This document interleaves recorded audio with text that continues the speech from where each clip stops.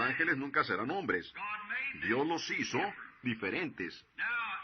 Ahora bien, y en Cristo llegó a ser carne para redimir de ese gran más allá de donde el hombre había caído. Y esa inmortalidad tuvo que descender por el pecado. Yo descendió y tomó la forma o la figura de un hombre. Y llegó a ser pariente de nosotros para que Él pudiera cargar nuestros pecados y nuestra muerte. Y en una de las ilustraciones que estábamos dando en las lecciones previas, solamente una basecita para que el recién llegado entienda. Dios, en su camino hacia el Calvario, mientras el aguijón de la muerte estaba sobre Él, y estaba zumbando alrededor de Él, y finalmente lo picó a Él hasta que murió. Él murió, y el sol rehusó brillar. Él murió, y la luna y las estrellas rehusaron dar su luz. Él tenía que hacer eso para anclar el aguijón de la muerte. Si Él hubiera sido una persona inmortal, si Él hubiera estado en la teofanía, o estado en el Espíritu, la muerte no tiene control de eso. Tenía que llegar a ser carne para que Él pudiera quitar el aguijón de la muerte. Pues cuando una abeja o un insecto que pica, una vez que pica profundo, nunca picará otra vez. Él deja su aguijón en la carne. Y por eso es que Cristo, o Dios llegó a ser Cristo, moró en carne para que Él pudiera anclar en su propia carne el aguijón de la muerte. Y cuando la muerte se apartó de Él en la cruz, dejó su aguijón. Él no podía picar al creyente ya más. Ella pudiera zumbar, pudiera hacer un zumbido y una amenaza, pero ella no puede picar, no tiene aguijón. El gran San Pablo, en su marcha de muerte, clamó y dijo: «Oh muerte, ¿en dónde está tu aguijón? Y sepulcro, ¿en dónde está tu victoria?» Pero damos gracias a Dios, quien nos ha dado la victoria por medio de nuestro Señor Jesucristo, porque ambas, muerte y sepultura, han perdido su poder.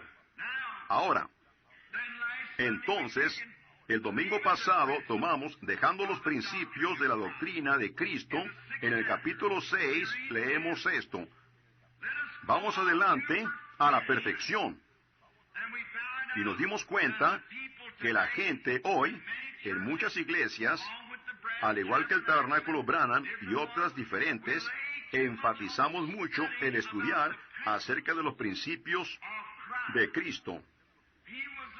Él era el hijo de Abraham. Él era el hijo de este, y regresando a las genealogías. Pero la Biblia dice: echemos a un lado estas cosas y vamos adelante a la perfección. Primero, usted tiene que saber la doctrina, y luego usted tiene que saber todas estas cosas, y luego pongámoslas a un lado, dijo él, como la resurrección de los muertos, la imposición de manos, bautismos, y todos esos artículos muertos de Dios, aunque ellos no tienen vida en ellos. Pero la iglesia hoy día solo se va tras esas cosas. Oh, nosotros creemos en la deidad de Cristo, sí, seguro. Nosotros creemos en el bautismo de agua, sí, seguro. La imposición de manos. Pablo dijo: todas estas cosas haremos si Dios lo permite. Pero en medio de todo eso, pongámoslas a un lado ahora y vamos adelante a la perfección. Ahora bien, la iglesia no puede ser perfeccionada por medio de organización. Se aleja más de Dios todo el tiempo, o nos alejamos más el uno del otro. Ponemos barreras, nos separamos nosotros mismos, aparentemente no teniendo la fe. Pero entonces, cuando dejamos esos principios de doctrina, si seguimos adelante a la perfección, entonces esas cositas no llegan a ser muy útiles. Entramos en una relación y nos damos cuenta que de la única manera que podemos ser perfectos es estar en Cristo. Y nos damos cuenta entonces, por las enseñanzas de la Biblia, de cómo entramos en Cristo, no por el bautismo de agua, no por la imposición de manos, no por la enseñanza, pero por un espíritu. somos todos bautizados en un cuerpo y llegamos a ser perfeccionados por medio de su sufrimiento. Entonces miramos diferente, pensamos diferente, actuamos diferente, vivimos diferente, no porque es un deber o porque pertenecemos a la iglesia, sino debido al amor que Dios ha derramado ampliamente en nuestros corazones por el Espíritu Santo, que nos hace conciudadanos del reino de Dios. Entonces no hay denominación o barreras en eso. Todos somos un gran cuerpo. Ahora estamos listos para entrar en la lección de la mañana en unos cuantos momentos. Una cosa más me gustaría decir aquí, y es que Pablo está hablando en el libro 7 o el capítulo 6, nos damos cuenta aquí que somos hechos perfectos en Cristo. Luego, en el versículo 13 del capítulo 6, solamente una pequeña base.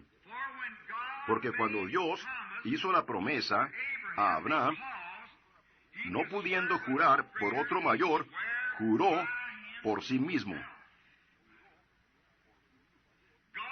Dios juró por sí mismo, porque Él no podía jurar por ninguno más grande. Ahora, queremos retroceder. Vayamos a Gálatas solo por unos momentos. Abran en el libro de Gálatas y vayan a Gálatas 3:16. Y leeremos aquí solo por un momento por lo que Él juró. Ahora bien, a Abraham fueron hechas las promesas y a su simiente. No dice y a las simientes como si hablase de muchos, sino como de uno, y a tu simiente, la cual es Cristo. Ahora bien, si ustedes se fijan, leyendo eso atentamente, ahora mientras leen a Abraham y a su simiente, singular, fueron las promesas, plural, hechas a Abraham y a su simiente. Ahora, la simiente de Abraham era una, la cual era Cristo. En prefigura Isaac. Pero Abraham tuvo muchos hijos.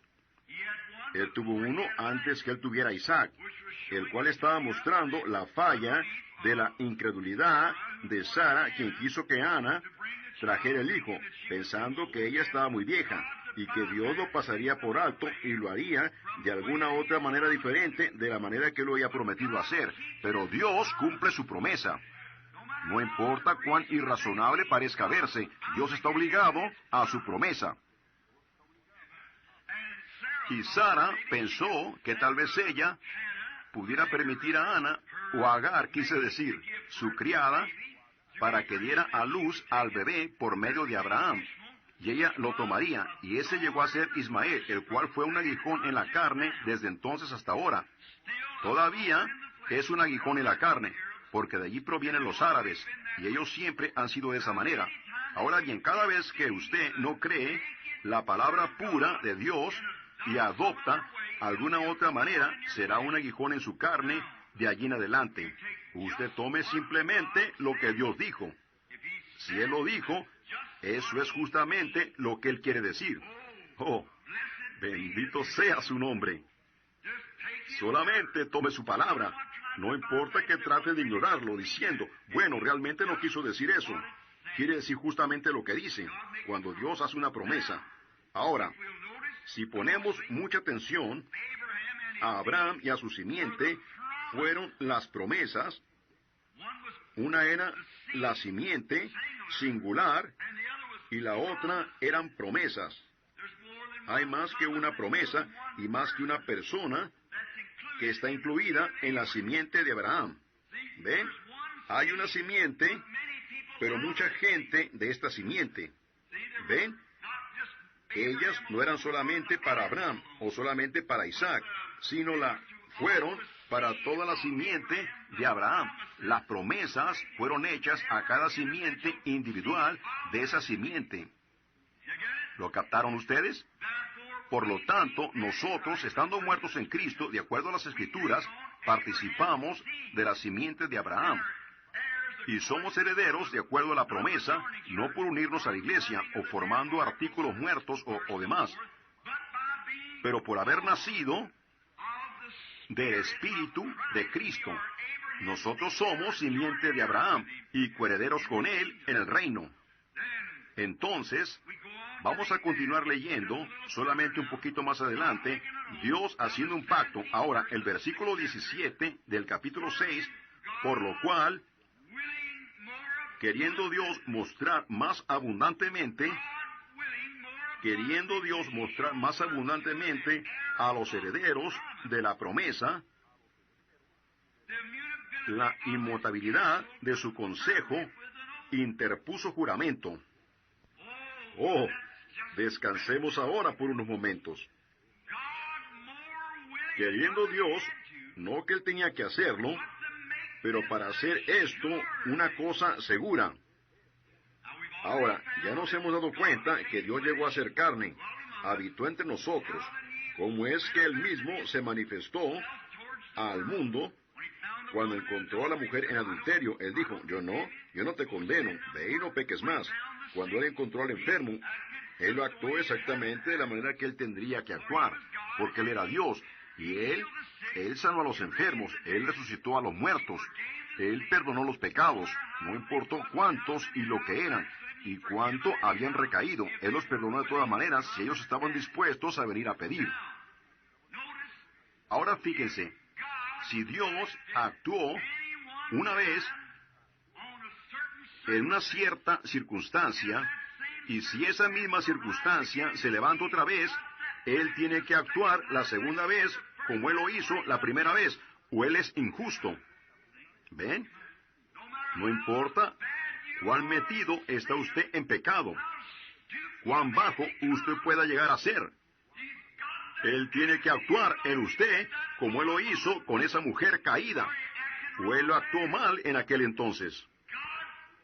La conducta de Dios es en su persona, y lo que Él es en su conducta declara su persona. Y esa es de la manera que usted es. En el comportamiento de su vida, dice lo que usted es. Como tuvimos y estudiamos una lección o dos atrás, el pueblo metodista quiso declarar, cuando usted gritó, usted lo recibió. Los pentecostales dicen, cuando usted habló en lenguas, usted lo recibió. El temblador dijo, cuando usted tembló, usted lo recibió. Los tembladores de Pensilvania. Y nos dimos cuenta que todos ellos estaban mal. Su vida lo declara.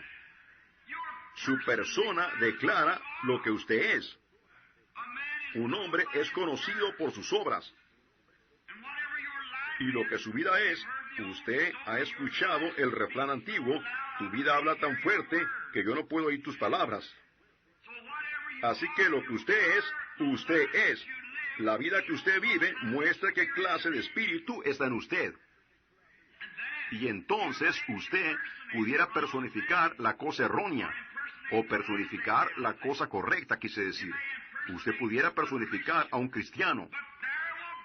Pero con el transcurso del tiempo, vendrá una ocasión cuando la presión será puesta. Entonces se mostrará lo que usted es. En una cadena, lo más fuerte está en su eslabón más débil. Cuando Cristo, el Hijo de Dios, fue puesto en prueba, mostró lo que Él era. Seguro. Cuando usted es puesto en prueba, eso probará lo que usted es. Su vida siempre refleja lo que está dentro de usted.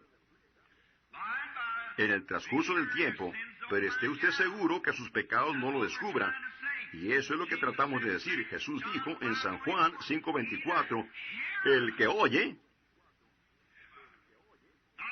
no el que tiembla, no el que habla, no el que oye mi palabra y cree en el que me envió, tiene vida eterna y nunca vendrá a juicio, pero ha pasado de muerte a vida. Es su fe, y su fe, confesada por sus labios, se manifiesta a la gente que puede oír, pero su vida está abierta delante de todos. Así que no importa cuánto usted trate de actuar esto y hacer esto, nunca obrará. Tiene que estar en usted. Esa es la verdadera sustancia de toda la historia. Su fe personal en el Cristo resucitado como su Salvador, que Él está a la diestra de Dios, actuando en su lugar en esta mañana, mientras usted está actuando en su lugar aquí abajo como un testigo. Un testigo es para actuar en lugar de alguien, pararse por usted como un testigo. Y a medida que su vida se refleja aquí, lo que su testimonio es en Cristo se refleja allá y se refleja aquí. Y Él está allá arriba, como lo que Él es para usted se refleja allá y aquí. Así que usted es, por su fe, usted es salvo. Y eso solamente. Así que sensaciones, emociones, sentimientos, nada de eso tiene cabida en ello en lo absoluto. Ahora bien, ahora bien, no piensen mal al pensar que yo no creo en estas emociones, seguramente. Pero lo que estamos ahora es tratando de hacerles ver a esta gente de este día que no son emociones. El diablo ha tomado estas cosas y se fue desenfrenadamente con el pueblo, dejándolos basar su destinación eterna sobre una emoción, gritando, hablando en lenguas, yendo a la iglesia cada domingo, actuando como un cristiano. Eso no tendrá ningún valor en aquel día, a menos que un hombre sea nacido otra vez, y su vida refleja lo que ustedes son en su interior. Ven, no son sus emociones. Usted pudiera tener sangre en sus manos, usted pudiera hablar en lenguas, usted pudiera sanar a los enfermos, usted pudiera mover montañas con su fe, y todavía usted no es nada. 1 Corintios 13. ¿Ven? Tiene que ser algo que ha sucedido por un nacimiento, el cual viene de Dios. Y Dios trae el nuevo nacimiento en usted y le da parte de Él mismo. Entonces, esas cosas están ahí. Usted es una nueva creación. Yo les doy a ellos vida eterna. Repasamos la palabra eterno. Para siempre es un espacio de tiempo, eternidad es para siempre. Para siempre y para siempre. Pero solamente hay una eternidad. Y nos dimos cuenta que usted recibe vida eterna.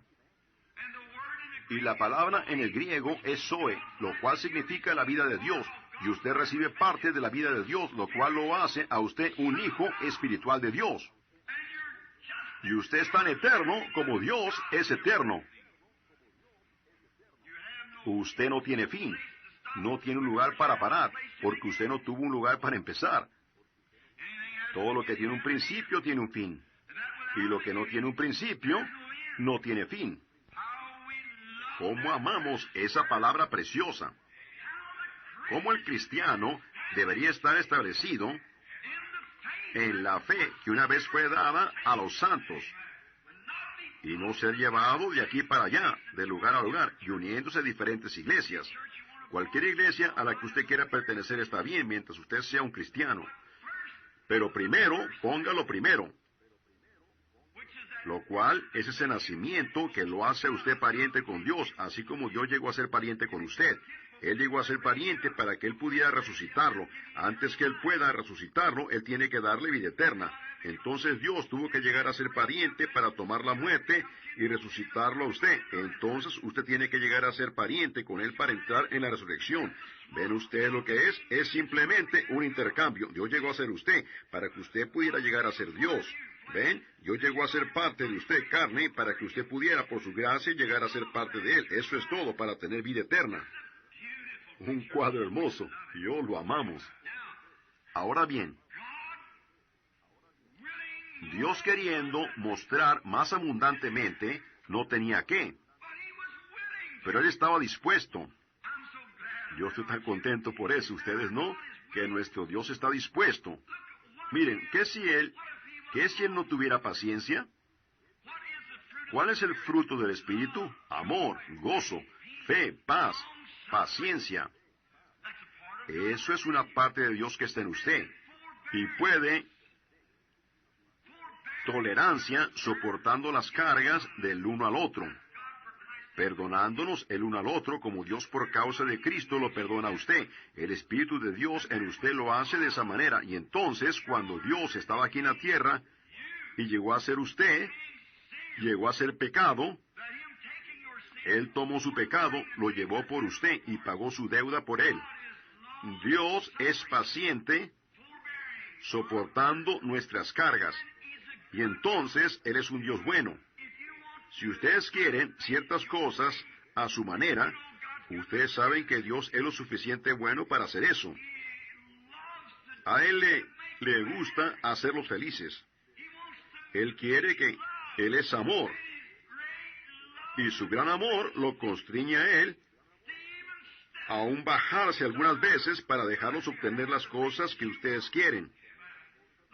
Miren a Tomás después de la resurrección. Tomás lo creía. Oh, él tiene muchos hijos hoy día.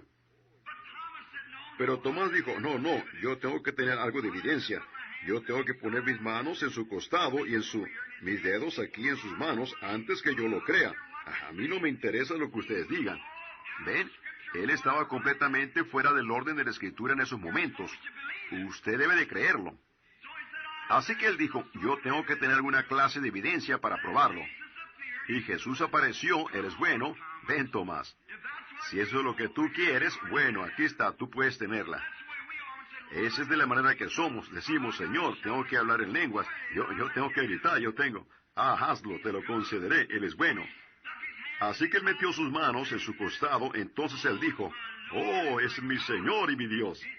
Él dijo, muy bien, Tomás, tú crees porque lo has visto.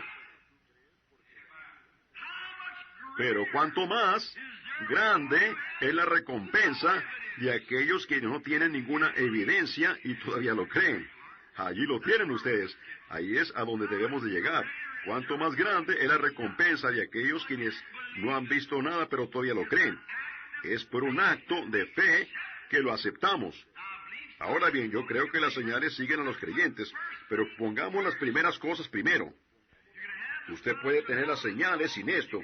Pablo dijo que usted podía. Él dijo, aunque hablase en lenguas de hombres y ángeles, yo no soy nada. Aunque moviese montañas por mi fe, yo no soy nada. Yo pudiera entender la Biblia en tal manera que pudiera saber todos los misterios de Dios, yo no soy nada. ¿Ven? Esos son dones del Espíritu Santo sin el Espíritu Santo. El Espíritu Santo es Dios, y Dios es amor, gozo, paz, paciencia, bondad, paciencia. Ese es el Espíritu de Dios. Eso es lo que Dios resucita en los postreros días por medio de ese Espíritu. Ahora, no queriendo Dios mostrar más abundantemente a los herederos de la promesa, queriendo Dios mostrar más abundantemente a los herederos. ¿Quiénes son los herederos? Nosotros, estando muertos en Cristo, participamos de la simiente de Abraham y somos herederos. Oh, ¿penetró eso? Nosotros somos herederos del reino de Dios por medio de una promesa jurada. Dios no tenía que jurar. Su palabra es perfecta. Pero Él juró también por sí mismo, porque no hay otro más grande. Mientras seguimos leyendo, solo por un momento escuchen. La inmutabilidad de su consejo interpuso juramento. La inmutabilidad, lo incambiable. Dios no puede cambiar. Él tiene que permanecer el mismo. Y si Dios sanó a una persona enferma, Él nunca puede cambiar su actitud. Si Dios perdona a un pecador, a una prostituta, Él nunca puede cambiar su actitud. La inmutabilidad, lo incambiable de la palabra de Dios. Dios dijo en un lugar, yo soy el Señor quien sana todas tus enfermedades. Él tiene que quedarse con ella, porque Él es infinito. Él sabe el fin desde el principio. Ahora bien, yo puedo decir, yo haré esto, y la Biblia dice que debemos de decir si el Señor lo permite, porque yo soy un mortal, yo no sé. Algunas veces yo tengo que retractarme de lo que dije, pero Dios no puede retractarse de lo que dijo. Él es Dios. Y Él solamente pidió una cosa, si tú puedes creer. Oh, hermano, Si tú puedes creer, todas las cosas son posibles. Si tú puedes creer. Eso es todo lo que usted... Si puedes, allí está la pregunta. Pero no que haya pregunta en la palabra de Dios. Pues debido a su inmutabilidad, Él no puede cambiar. ¡Cuán hermoso! Ahora escuche mientras continuamos leyendo. Por dos cosas inmutables, en las cuales es imposible que Dios mienta. Imposible, imposibilidad e inmutabilidad es prácticamente la misma palabra. No puede cambiar, no puede moverse. Tiene que permanecer lo mismo por la eternidad. No puede ser cambiado. La inmutabilidad y la imposibilidad. Y por dos, para que por dos cosas inmutables en las cuales es imposible que Dios mienta. ¿Tenemos nosotros dos cosas? Sí. Primero, su palabra dijo que lo haría. La segunda fue su pacto jurado sobre ello, que Él lo haría. Oh, hermano, ¿qué tipo de gente deberíamos de ser?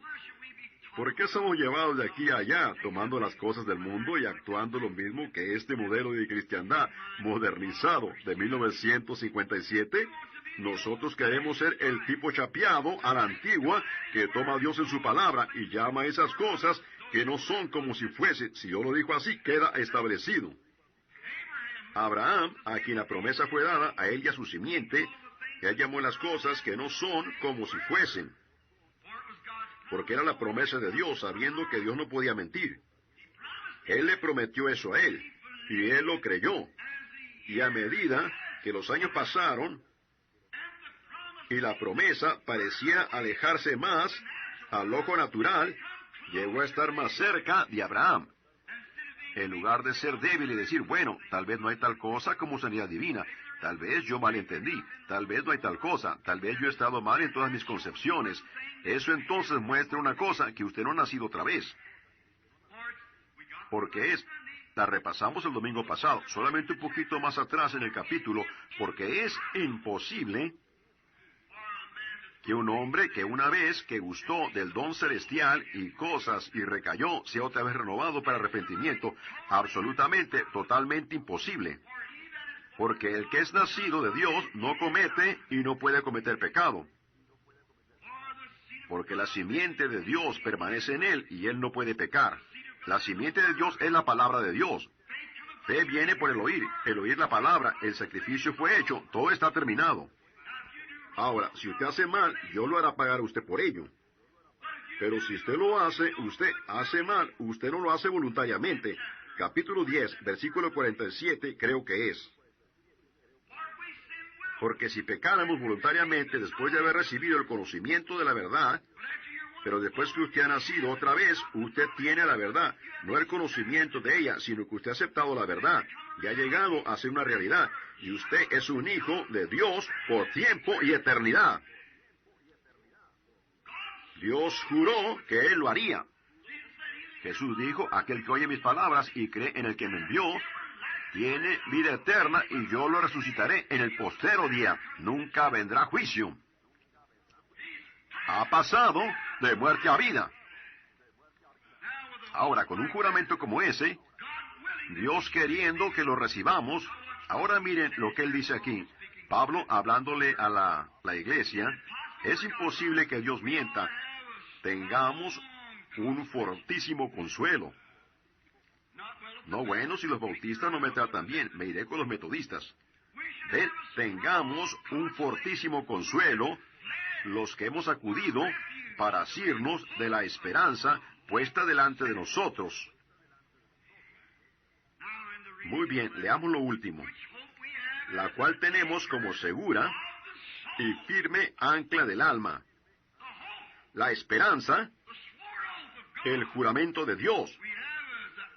Tenemos como segura y firme ancla del alma y que penetra hasta dentro del velo. Hablemos solo por un momento del velo. No lo captamos muy bien el domingo pasado por la noche. Dentro del velo, el velo es la carne. El velo es lo que nos impide ver a Dios cara a cara en esta iglesia. El velo es lo que nos impide ver a los ángeles en sus posiciones en esta mañana, parados a un lado de los asientos. El velo es lo que nos impide verlo a Él. Nosotros estamos escondidos detrás del velo, y ese velo es la carne. Nosotros somos hijos e hijas de Dios. Estamos en la presencia de Dios. Los ángeles de Dios acampan alrededor de los que le temen. Nosotros estamos en la presencia de Dios todo el tiempo. Yo no os dejaré, ni os desampararé. Yo estaré con vosotros dentro del velo. El velo es la carne. El velo es lo que nos impide ver a Dios cara a cara en esta iglesia. El velo es lo que nos impide ver a los ángeles en sus posiciones en esta mañana, parados a un lado de los asientos. El velo es lo que nos impide verlo a Él. Nosotros estamos escondidos detrás del velo, y ese velo es la carne. Nosotros somos hijos e hijas de Dios. Estamos en la presencia de Dios. Los ángeles de Dios acampan alrededor de los que le temen.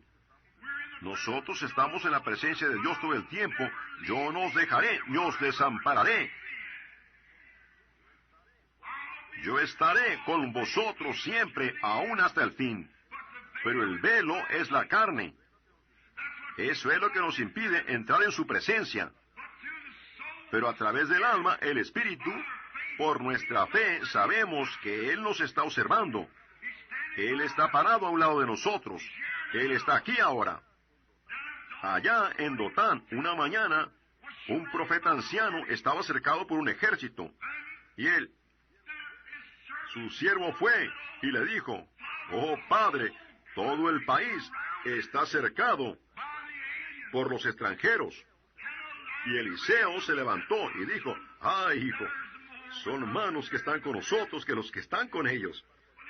Bueno, él parpadeó sus ojos y miró alrededor. Él no podía ver nada.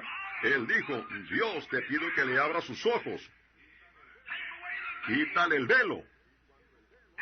Y cuando el velo cayó de sus ojos, alrededor de ese profeta anciano había carros de fuego. Las montañas estaban en fuego con ángeles y carros. Allí lo tienen ustedes. Oh, entonces ya se pudo decir. Ahora yo entiendo. ¿Ven? El velo se le había caído. Ahí es en donde está el impedimento. Aquí está. Agárrense fuerte. El velo es lo que nos impide vivir de la manera que deberíamos. El velo es lo que nos impide hacer las cosas que realmente queremos hacer. Y Dios llegó a velarse en carne.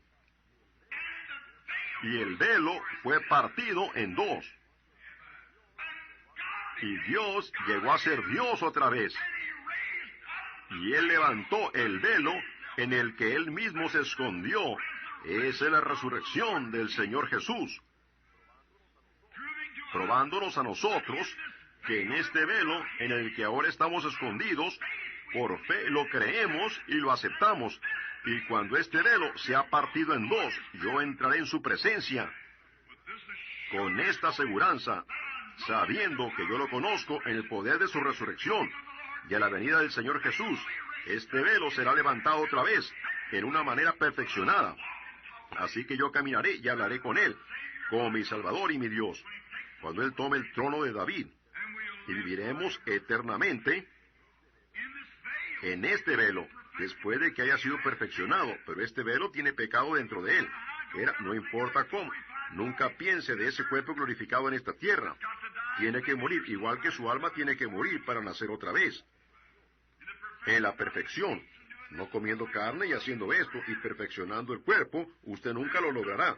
Y usted tiene que dejar esto y hacer esto y hacer esto y hacer esto. Eso es la ley, eso es legalismo. Nosotros no creemos en las formas legales de salvación. Creemos que por gracia somos salvos. Y eso no es de usted. Usted no tiene nada que ver con ello. Es la elección de Dios que lo hace.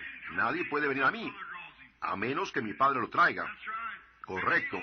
Y todo lo que Jesús vino a hacer fue tomar a estos que el Padre conocía de antemano y los predestinó desde antes de la fundación del mundo para llegar a ser hijos e hijas de Dios.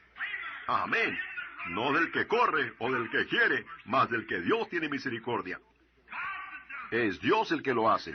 Usted no puede alardear en lo absoluto. No hay ninguna cosa que usted hizo. Dios, por gracia, lo salvó. No usted mismo. Si usted lo hace, usted tiene algo de qué alardear, pero usted no tiene nada de qué alardear. Toda alabanza va a Él, es Él. Entonces, Él le ha dado a usted esta fortísima esperanza, hizo un juramento, la imposibilidad de que sus hijos nunca se perderán. Ahora bien, ellos reciben azote por hacer mal. Usted cosecha lo que siembra. Usted recibe eso. No piense ahorita que usted puede salir afuera y pecar y no pasarle nada. Si usted lo hace y tiene esa actitud, eso muestra que usted nunca ha nacido otra vez. ¿Lo captó?